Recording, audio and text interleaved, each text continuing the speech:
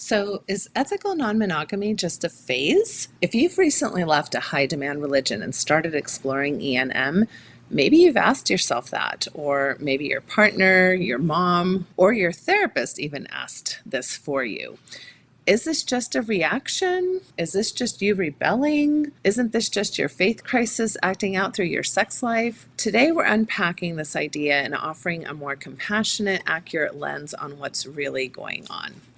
I'm the sex Mormon therapist with the emphasis on X. I'm a certified sex therapist here to help you get the information we never got at church, unlearn the shame we did, and reconnect with your pleasure. Make sure to subscribe if you're looking for real talk and tips and tricks to better sex and relationships. So why does this question, is this just a phase, sting? It can feel so invalidating. It dismisses your curiosity as a passing impulse. It assumes E&M is a symptom of instability rather than a valid relationship structure. And often it's loaded with fear, shame, and control, the very things many of us are working to unlearn from our religious pasts, especially if you've left a system where you were told there's only one way to love, and that's the righteous way. Desire must be controlled. If not, it's dangerous and will lead you down the slippery slopes to debauchery and whoredoms. You'll regret anything outside the covenant. It makes sense that your exploration would be met with skepticism, but that doesn't make it less valid. Okay, so let's tell the truth. For some people, E&M is a reaction at first. A reaction to repression, a reaction to being told your sexuality was dangerous, a reaction to never having been allowed to ask what you actually want. But here's the thing, reaction doesn't mean it's not real. Sometimes a phase is actually a portal of sorts, a necessary season of discovery, healing, and reclamation. And the people who move through E&M with intention often end up more grounded, more honest, and more skilled at consent and communication than they ever were in monogamy by default.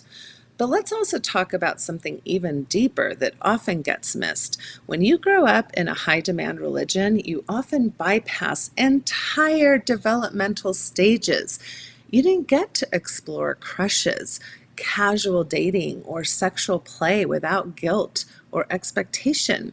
You may have gone straight from celibate teenager to eternal spouse in a matter of months. You were often told what to want, what to commit to, and who to be before you even had a chance to ask, who am I really?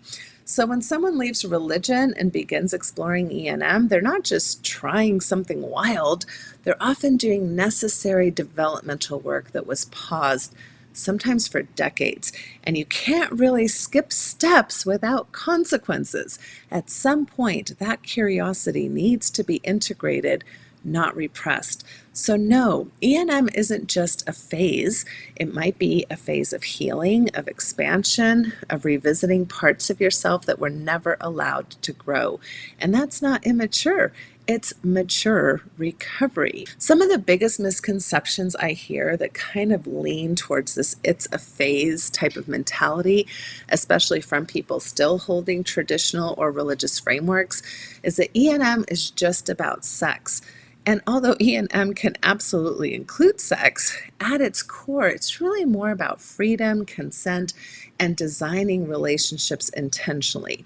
Another very classic myth is that people do E&M because they're afraid of commitment or rejecting commitment. And that's not true either. Many E&M folks are deeply committed. They just don't define commitment by exclusivity. They define it instead by honesty, care, and growth. And the last myth that is rampant is E&M relationships always fall apart. All relationships do require skills. E&M doesn't by itself break relationship. It does expose the places where communication, security, and emotional maturity need to grow. And I would say any relationship structure offers those spaces of growth. Is E&M just a phase? Maybe. Maybe it's a phase of healing. Maybe it's a phase of unlearning. Maybe it's a phase where you get to finally ask, what if my love isn't broken? What if my desire isn't dangerous? And sometimes these kinds of questions and explorations lead people back to monogamy with more clarity and freedom and intentionality. Sometimes it leads them to polyamory or open partnerships or even relationship anarchy or whatever beautifully customized structure that no one ever modeled for them. The point isn't whether E&M lasts. The point is, are you allowed to explore without shame? So instead of asking, is E&M just a phase? Maybe we can ask better questions like, is this something I'm doing with intention? Is it helping me reclaim who I am? Am I building relationships that feel aligned with my values now, not the ones I inherited from someone else's theology? Please drop a comment if you've heard this question from others or asked it yourself, and share what you wish people understood about this journey. If you enjoy my content and want to go deeper, go sign up for my newsletter at natashahelfer.com. You'll get a free copy of my current download full of juicy information. Remember to ring my bell and subscribe. I give you full consent.